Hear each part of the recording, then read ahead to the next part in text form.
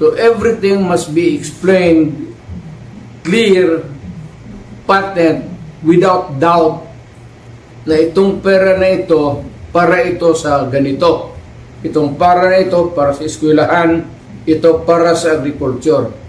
But you do not leave any item there vacant. Itong pera na ito blanco to be filled up later on. That is not allowed by law.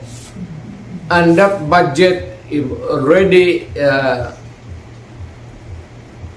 I would like to remind Congress, mali ho yan.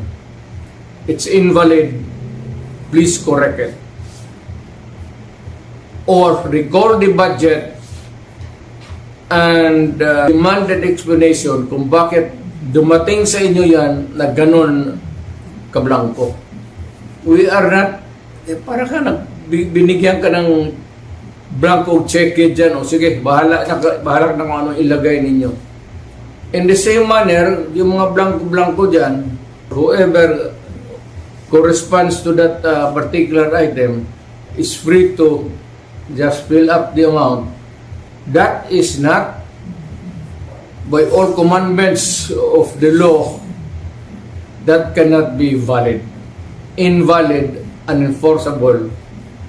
And kung na-implement na, it must be corrected and the money returned if already spent or corrected.